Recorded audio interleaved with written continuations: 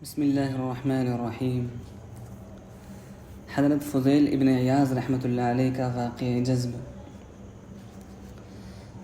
حضرت فضیل ابن عیاض رحمۃ اللہ علیہ گنہگار تھے، ڈاکہ مارتے تھے۔ ایک گھر میں ڈاکہ مارنے کے لیے اپنے ڈاکوؤں کے گروہ کے ساتھ چار دیواری پر کھڑے تھے کودنے کے لیے۔ اس گھر میں ایک ولی اللہ تلاوت کر رہا تھا، تہجد کی نماز پڑھ رہا تھا اور یہ آیت تلاوت کر رہا تھا، الم یأن للذین آمنوا، کہ ایمان والوں کے لیے ابھی یہ وقت نہیں آیا، ان تخشع قلوبہم لذکر اللہ، کہ ان کے دل اللہ کی یاد سے ڈر جائیں، نرم پڑ جائیں۔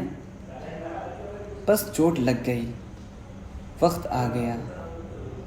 حسن کا انتظام ہوتا ہے، عشق کا یوں ہی نام ہوتا ہے۔ سن لے اے دوست جب ایام بھلے آتے ہیں، سن لے اے دوست جب ایام بھلے آتے ہیں، گھات ملنے کی وہ خود آپ ہی بتلاتے ہیں۔ چوٹ لگ گئی، فوراً اتر آئے، کہا کہ اے اللہ، میرا دل نرم ہو گیا، آپ کی یاد کے لیے وقت آ گیا۔ بس تمام ڈاکوؤں سے کہا کہ میرے اللہ نے مجھے جذب کر لیا، اب میں کسی کام کا نہیں ہو سکتا، اب میں کسی کا نہیں ہو سکتا ہوں۔ چسکا لگا ہے جام کا، شغل ہے صبح و شام کا، اب میں تمہارے کام کا ہم نفسو نہیں رہا۔ اے ڈاکوؤں، اب میں تمہارے کام کا نہیں رہا۔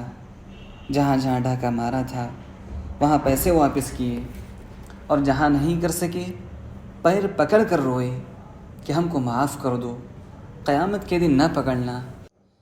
آج اتنے بڑے ولی اللہ ہوئے کہ مناجات میں ہمارے چاروں سلسلوں کے اولیاء اللہ کا جو شجرہ ہے اس میں ان کا نام آتا ہے۔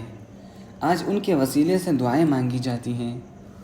تو نے مجھ کو کیا سے کیا شوق فراواں کر دیا، تو نے مجھ کو کیا سے کیا شوق فراواں کر دیا، پہلے جان پھر جانے جاں پھر جانے جانا کر دیا، کہاں سے کہاں پہنچا دیا۔ یہ ہے اللہ تعالیٰ کا کرم۔ اب دوسرا واقعہ سنیے، مثنوی میں نصوح کے جذب کا واقعہ۔ ایک شخص تھا، نصوح نام تھا۔ میں سلطان ابراہیم ابن ادہم کے واقعے کا آغاز کر کے اب میں اس میں دوسرے قصے کو داخل کر رہا ہوں۔ یہ ہے ہمارے پیر و مرشد مولانا رومی رحمۃ اللہ علیہ کا طرز بیان۔ دیکھیے، یہ ہمارے بچپن کے پیر و مرشد ہیں۔ میں بالغ بھی نہیں ہوا تھا جب ہی سے مثنوی مولانا روم دیکھ رہا ہوں۔ وہ اثر و فیضان ان کا آ رہا ہے تو میں کیسے ترتیب سے بیان کر سکتا ہوں۔ مثنوی میں ایک قصے میں دوسرے میں تیسرے، اور پہلا قصہ آخر میں 50 ورق کے بعد بیان کیا ہے۔ لہٰذا اب حضرت نصوح کا واقعہ سنیے، جو ایک گنہگار زندگی گزار رہے تھے۔ بڑے خوبصورت تھے، گورے چٹے تھے، اور آواز بالکل عورتوں کی سی تھی۔ آواز بعضوں کی نرم ہوتی ہے، ہوتے مرد ہیں اور بہت وزنی بھی، لیکن آواز بالکل ایسی جیسے کوئی ٹڈی بول رہی ہو۔ ایک صاحب میرے یہاں ہیں، انہوں نے جب ٹیلی فون اٹھایا اور کہا ہیلو، تو اس نے کہا کہ بیٹی اپنے ابو کو بلاؤ۔ حالانکہ وہ خان ہے اور بہت تگڑا خان ہے۔ اس نے کہا کہ میں بیٹی نہیں ہوں، میں تو بیٹا ہوں، آواز ذرا نرم سی ہے۔ تو اس کی آواز عورتوں کی سی تھی، اور گال پر بال بالکل نہیں آئے تھے، گال تھے فارغ البال، پیدا ہی نہیں ہوئے تھے۔ بس اس نے شہزادیوں کو اور بادشاہ کی بیویوں کو نہلانے دھلانے اور مالش کرنے کی نوکری کر لی۔ برقع اوڑھا کرتا تھا، اس میں ذرا بھی مردانہ ضعف اور کمزوری نہیں تھی۔ لہٰذا تمام عورتیں جتنی بیگمات کو نہلاتی دھلاتی تھیں، سب سے نمبر 1 پاس ہو گیا یہ، کیونکہ یہ مرد تھا۔ لہٰذا یہ زیادہ طاقت اور زیادہ قوت اور ساتھ ساتھ اندر کی شہوت کے سبب ایسی مالش کرتا تھا کہ بیگمات نے سب خواتین نوکرانیوں سے کہہ دیا تھا کہ بیویوں تم مالش مت کرو، یہ جو بڑی بیوی آئی ہے بس ہم اسی سے مالش کروائیں گے۔ جنگل وہیں قریب تھا۔ بیگمات کی مالش کرنے کے بعد اس جنگل میں جا کر رویا کرتا تھا کہ خدا، ایک دن موت آئے گی، پھر آپ کو کیا منہ دکھاؤں گا؟ ادھر توبہ بھی کرتا اور ادھر مالش کا کام، پھر کر کے اپنے نفس کو خوب مزہ لینے کا موقع دیتا۔ مولانا رومی رحمۃ اللہ علیہ فرماتے ہیں کہ اس کا نفس اتنا کافر، یعنی اس قدر بدماش اور خبیث ہو چکا تھا کہ ادھر توبہ کر کے آتا اور ادھر پھر وہی کام شروع کر دیتا۔ ہزاروں بار اس نے توبہ توڑ دی، لیکن ایک دن اللہ تعالیٰ کے جذب کا وقت آ گیا۔ دیکھیے، جب جذب کا وقت آتا ہے تو اس کے راستے خود بخود کھلنے لگتے ہیں۔ سن لے اے دوست، جب ایام بھلے آتے ہیں، گھات ملنے کی وہ خود آپ ہی بتلاتے ہیں۔ اب جذب کا وقت آ گیا۔ اسی جنگل سے ایک عارف باللہ گزر رہے تھے۔ اسی وقت نصوح کا تقاضا ہوا کہ جنگل چل کر آہو فغاں کریں اور روئیں اللہ سے۔ دیکھا کہ ایک عارف جا رہے ہیں۔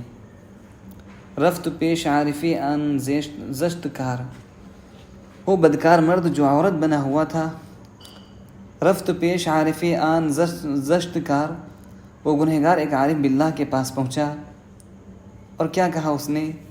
در دعائے خویش مارا یاد دار، اپنی دعاؤں میں ہم کو بھی یاد رکھیے گا۔ مولانا رومی رحمۃ اللہ علیہ کہتے ہیں اسی وقت اس اللہ والے نے اس کے لیے دعا کے لیے ہاتھ اٹھا دیے اور ساتوں آسمانوں کو اس کی دعا پار کر گئی۔ جذب کا وقت آ گیا اور اسی وقت اللہ تعالیٰ کا فیصلہ ہو گیا کہ اسے ولی اللہ بنانا ہے۔ اللہ نے اس کو جذب کر لیا اور غیب سے اس کے لیے ایک راستہ نکالا اور ایک انتظام کیا۔ حسن کا انتظام ہوتا ہے، عشق کا یوں ہی نام ہوتا ہے۔ اب جو واپس گیا تو بادشاہ کی جتنی بیویاں تھیں ان میں سے ایک نوجوان بیوی کا ہار گم ہو گیا۔ اب ہار تلاش کرنے کے لیے اعلان کیا گیا کہ سب نوکرانیوں کے لباس اتار کر تلاشی لی جائے گی۔ سب کو ترتیب وار ننگا کیا جا رہا ہے اور ہار کی تلاشی لی جا رہی ہے۔ اب ان نصوح صاحب کا کیا حال ہوا جب 8-10 لڑکیاں رہ گئیں اور اس کی باری آنے والی تھی، تو اس کے دل میں اتنا خوف طاری ہوا کہ بس اللہ تعالیٰ سے دعا شروع کر دی اور رونا شروع کر دیا کہ اے خدا، آج اگر میری تلاشی لے لی گئی تو میں مرد ثابت ہو جاؤں گا اور مجھے گردن تک زمین میں گاڑ کر بادشاہ کتوں سے نچوا دے گا اور مجھے ہلاک کروا دے گا۔ اتنی سخت سزا دے گا جو میری برداشت سے باہر ہے۔ لہذا اس کا مضمون سنیے جو یہ خدا سے دعا میں کہہ رہا ہے، اے خدا ای بندرا رسوا مکن، اے خدا اس بندے کو رسوا نہ کیجیے۔ آج ننگی تلاشی ہو رہی ہے، آج اگر میں پکڑا گیا تو بادشاہ مجھے موت سے کم سزا نہیں دے گا۔ اے خدا ای بندرا رسوا مکن، گر بدم منصر من پیدا مکن۔ اگرچہ میں نالائق اور بدکار ہوں، لیکن آج میرا راز آپ چھپا دیجئے، پردے ستاریت میں مجھ کو پناہ دے دیجئے۔ اگر آپ نے دامن ستاریت مجھ پر وا نہیں کیا تو آج میری وہ سزا ہوگی کہ تاریخ اس کو یاد رکھے گی۔ دوسرے شعر میں اس نے کہا کہ اب میں وعدہ کرتا ہوں اے خدا کہ جان دے دوں گا لیکن آپ کو ناراض نہیں کروں گا۔ گر میرا این بار ستاری کنی، اگر آج آپ نے میری پردہ پوشی کر لی، ستاری کی اور میرا عیب چھپا دیا، توبہ کردم من زہر نہ کردنی، جتنے گناہ ہیں آج سے میں توبہ کرتا ہوں، کبھی آپ کو ناراض نہیں کروں گا۔ اور اگلا شعر اس کا مضمون یہ ہے، توبہ کردم حقیقت یا خدا، نشکنم تاجاں شود از تن جدا۔ اگر آپ نے آج مجھ کو معاف کر دیا اور بچا دیا تو میں جان دے دوں گا اے اللہ، مگر گناہ نہیں کروں گا۔ ہے کوئی آج ہمارے اس مجمع میں جو اللہ تعالیٰ کے خوف سے ہمت کر لے کہ اے خدا ہم جان آپ پر فدا کر دیں گے مگر آپ کو ناراض نہیں کریں گے، نفس کی بات نہیں مانیں گے، نہ دیکھیں گے نہ دیکھیں گے انہیں ہرگز نہ دیکھیں گے، نہ دیکھیں گے نہ دیکھیں گے انہیں ہرگز نہ دیکھیں گے، وہ جن کو دیکھنے سے رب میرا ناراض ہوتا ہے۔ اور لذت ملعونہ خبیثہ پر یہ کہیں گے، ہم ایسی لذتوں کو قابل لعنت سمجھتے ہیں کہ جن سے رب میرا اے دوستو ناراض ہوتا ہے۔ کوئی نصوح کی راہ پر چلنے والا جو آج اس مسجد میں یہ عہد کرے کہ ہم جان دے دیں گے، مگر اے خدا تیرے غضب اور قہر اور ناراضگی والے اعمال نہیں کریں گے، نفس دشمن کی بات نہیں مانیں گے؟ کون ہے اس میں جو میرے ساتھ کہے، ہم بھی کہیں، آپ بھی کہو کہ اے اللہ، آج سے ہم عہد کرتے ہیں کہ ہم آپ کو ناراض نہیں کریں گے، اگرچہ جان چلی جائے۔ گناہ نہ کرنے سے اگر جان بھی چلی بھی جائے ہم جان دے دیں گے، مگر گناہ نہیں کریں گے۔ اگر گناہ نہ کرنے سے جان چلی جائے تو جان بھی قربان کر دیں گے، لیکن گناہ نہیں کریں گے، آپ کو ناراض نہیں کریں گے۔ اور جان دے کر یہ شعر پڑھیں گے، جان دی ہوئی اسی کی تھی، حق تو یہ ہے کہ حق ادا نہ ہوا۔